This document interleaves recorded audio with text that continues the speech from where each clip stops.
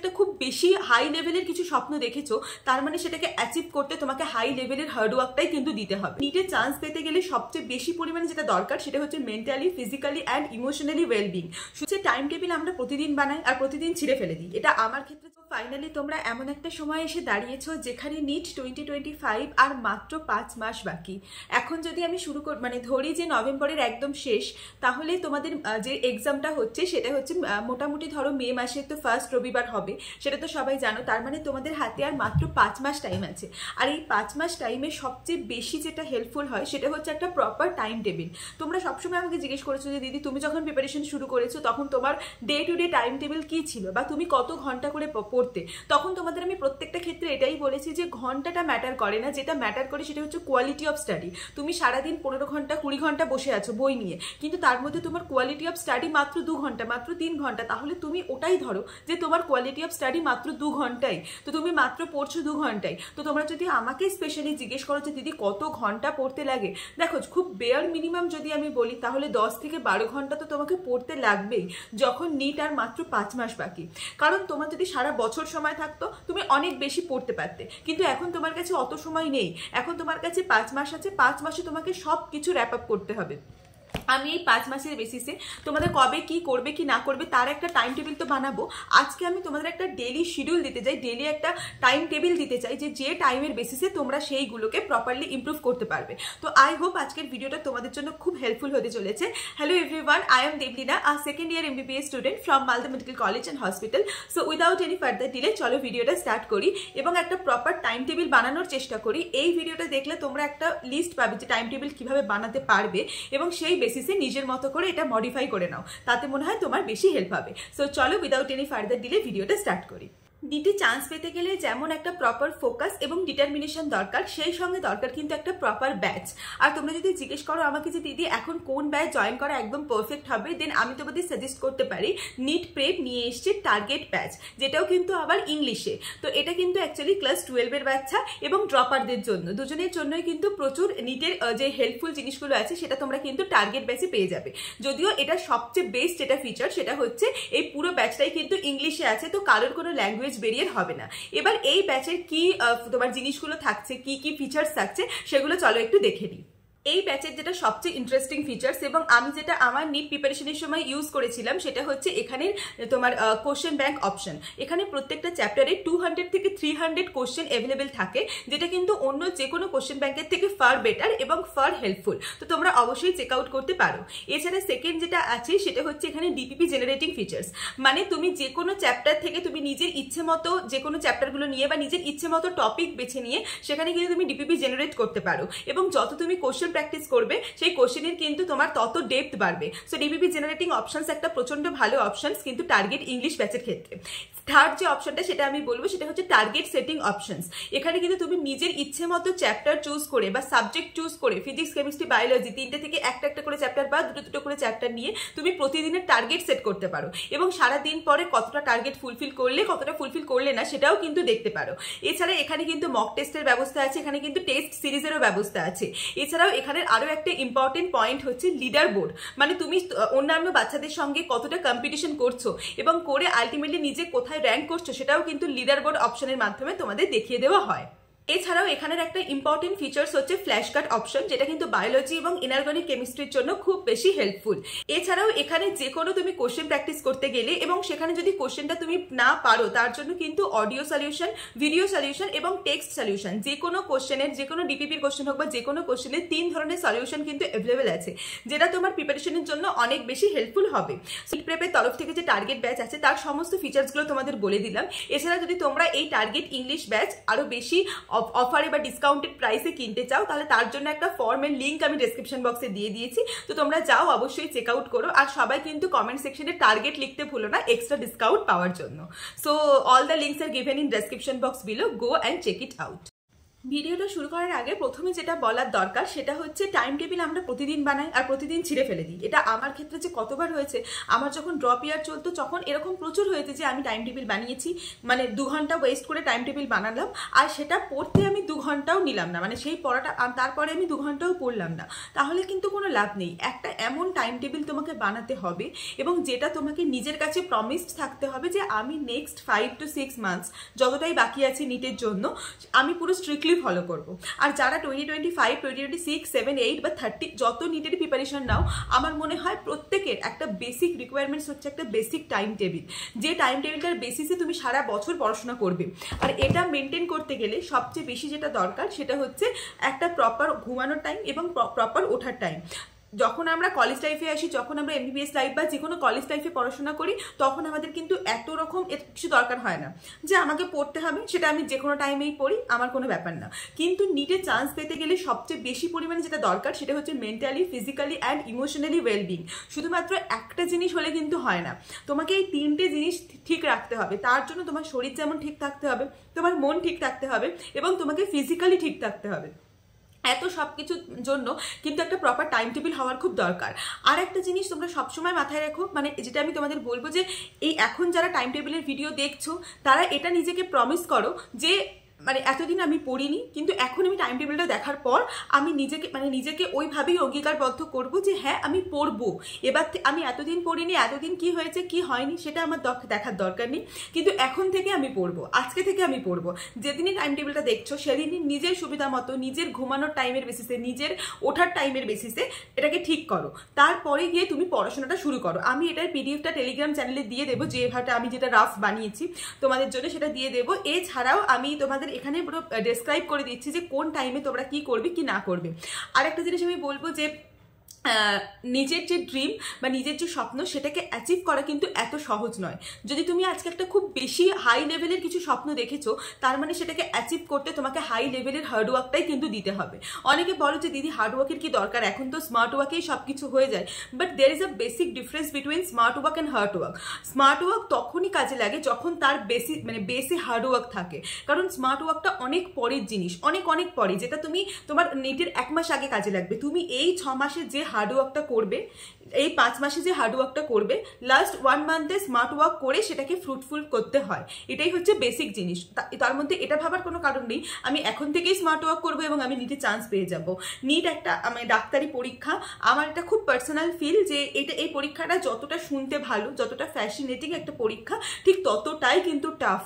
ঠিক আছে, কারণ এই পরীক্ষাটা এত সহজে চান্স পাওয়া যায় না। হ্যাঁ, যারা একবারে চান্স পায় ভেবো না যে তারা খুব সহজে চান্স পেয়ে গেছে, এরকম না, তাদেরও সেই পরিমাণ হার্ডওয়ার্কটাই কিন্তু করতে হয়েছে। যারা 2 বারে 3 বারে 4 বারে 5 বারে চান্স পেয়েছে তারা তো বোঝেই যে কতটা হার্ডওয়ার্ক করতে হয়। আর একটা জিনিস এখানে বলবো যে এখানে আমি তোমাদের কিন্তু মানে 12 ঘন্টা 13 ঘন্টার একটা শিডিউল আমি দেবো। অনেকেই তোমরা বলতে পারো দিদি অনেকেই তো তার ইন্টারভিউতে বলেছে আমি 2 ঘন্টা 3 ঘন্টা 4 ঘন্টা পরেও নিট ক্র্যাক করে গেছি। দেখো আবার তোমাদের যেটা বললাম যে এফেক্টিভ স্টাডি বলে একটা ব্যাপার থাকে। মেবি সে সারা সপ্তাহ মেবি সে সেলফ স্টাডির কথা শুধু বলেছে, মেবি সে তার কোচিং ইনস্টিটিউশনের পড়ার কথা বলেনি, মেবি সে তার স্কুলিং এর কথা বলেনি, মেবি সে তার ভিডিও লেকচার দেখার কথা বলেনি। তো কাউকে ওইভাবে আইডিয়ালি বানিয়ে বা আইডিয়ালাইজ করে আমার মনে হয় নিজের ওই জিনিসটা নষ্ট করার কোনো মানে নেই। সো চলো এবার তোমাদের পুরো প্রপার টাইম টেবিলটা শেয়ার করি। সবার প্রথমে আমার যদি পার্সোনাল অ্যাসপেক্ট জানতে চাও, সকালে ঘুম থেকে ওঠা কিন্তু খুব ইম্পর্টেন্ট। সেটা আমার ক্ষেত্রে যেটা ছিল সেটা হচ্ছে 6, 5, 6 এরকম ছিল। বাট তোমাদের আমি বলবো যেহেতু শীতকাল পড়ছে এবং অনেকটা সময় শীতকাল যাবে, তো বেশি তাড়াতাড়ি না উঠতে পারো, অ্যাটলিস্ট 6টার সময় ওঠো। 6টা থেকে 6:30 এই টাইমটা ব্রাশিং অ্যান্ড মেডিটেশন, যারা একটু এক্সারসাইজ করতে ভালোবাসো তারা ওই টাইমে ওটাও করতে পারো, কিন্তু মেডিটেশন ইজ মাস্ট। বেশি নয়, 10 থেকে 15 মিনিট মেডিটেশন করো, যেটা কিন্তু খুব বেশি দরকার। তারপরে 6:30 থেকে 8:30 তোমার জীবনের দিনের প্রথম স্লট, সেটাকে কিন্তু কোনোভাবেই মোবাইল নয়, কোনোভাবেই ল্যাপটপ নয়, কোনোভাবেই কম্পিউটার নয়, একদম পুরোপুরি বইয়ে স্টাডি দিয়ে শুরু করো। সেই জন্য আমি একদম প্রথমে রেখেছি বায়োলজি, যেখানে তুমি এনসিইআরটি পড়বে এবং এনসিইআরটি রিভিশন করবে 6:30 থেকে 8:30 এই টাইমটার মধ্যে। 2 ঘন্টা তুমি এনসিইআরটি 2টো চ্যাপ্টার হোক, বড় চ্যাপ্টার হলে একটা চ্যাপ্টার হোক, মানে ধরো প্রিন্সিপাল অফ ইনহেরিটেন্স বা ধরো মলিকিউলার বেসিস অফ বায়োলজি, এই চ্যাপ্টারগুলো হলে তুমি একটা চ্যাপ্টার পড়তে পারো, বা ধরো অ্যানিমেল কিংডম ছোট চ্যাপ্টার, বা ধরো তোমার বায়োলজিক্যাল ক্লাসিফিকেশন বা লিভিং ওয়ার্ল্ড, এরকম চ্যাপ্টার হলে তুমি একটা চ্যাপ্টার পড়তে পারো, 2টো চ্যাপ্টার পড়তে পারো, অসুবিধা নেই। এরপরে 8:30 থেকে 9টা এই টাইমটার মধ্যে নিজের ব্রেকফাস্টটা করে নেওয়ার চেষ্টা করো।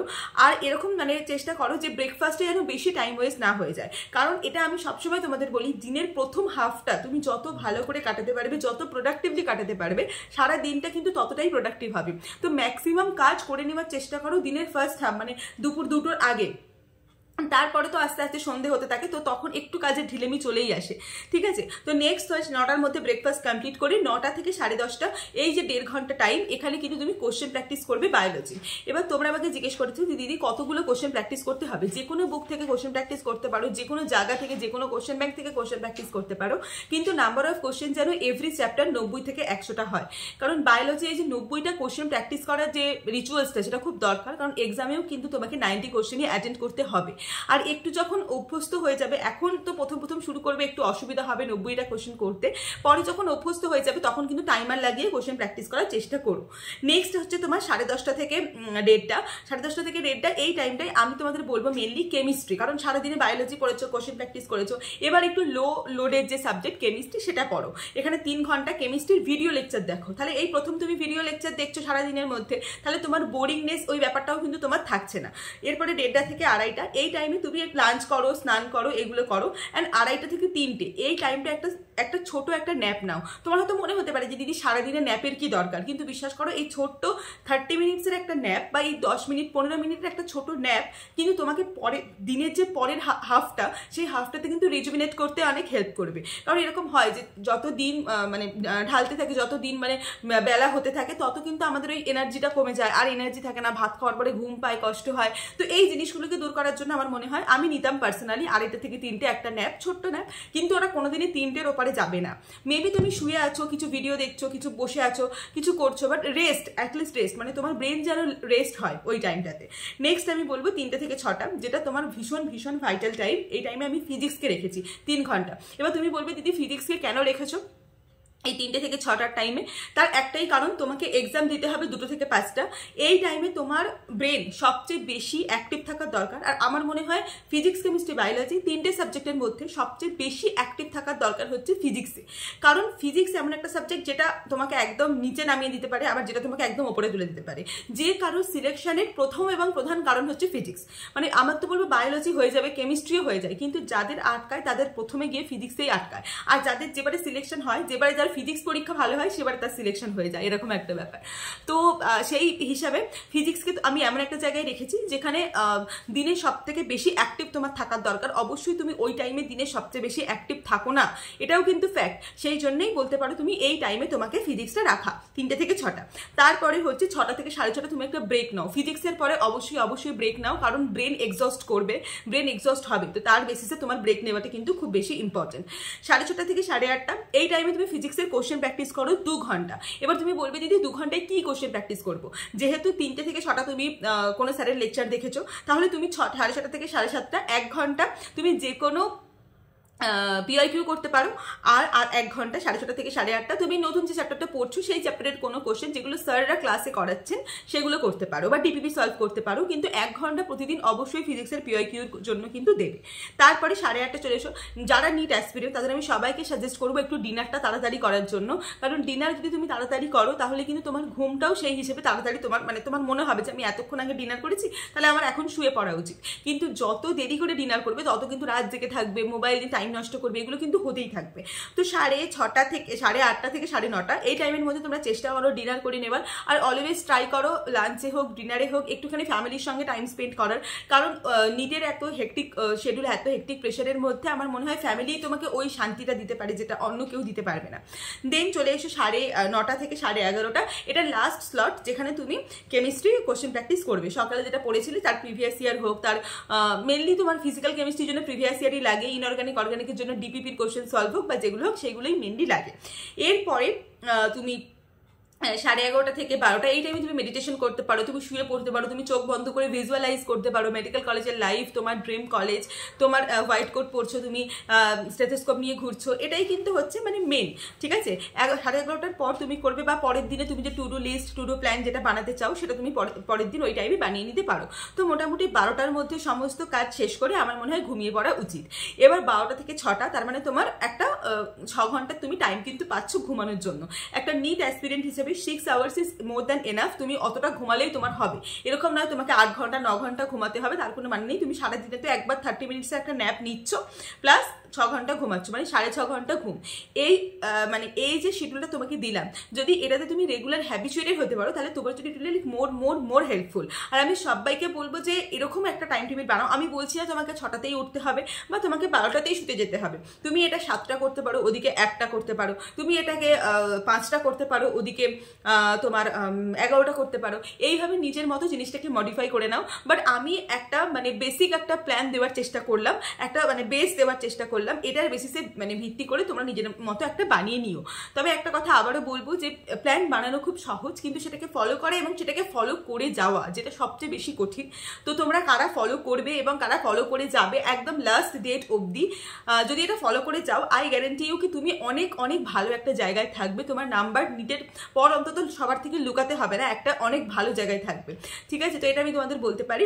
আর বাকি পড়াশোনা করতে থাকো। নেক্সট ভিডিওতে আমি শেয়ার করবো তোমাদের সাথে টপিকগুলো কি কি, মানে কিভাবে এই যে 6 মাসটাকে অ্যারেঞ্জ করবে, কোন টপিকগুলোকে আগে পড়বে, কোন টপিকগুলোকে পরে করবে, সেগুলো একটা ভিডিও বানিয়ে দেবো। So that's it for today's video. আর এই ভিডিওটার এইটা যে তোমার বানিয়েছি আমি, ওটা আমি তোমাদেরকে দিয়ে দেবো টেলিগ্রামে। তো সবাই টেলিগ্রামে জয়েন হয়ে যেও, তো ওখানে শেয়ার করে দিচ্ছি। So that's it for today's video. দেখা হচ্ছে পরের ভিডিওতে খুব তাড়াতাড়ি। ততক্ষণ পর্যন্ত পড়াশোনা করতে থাকো। So by.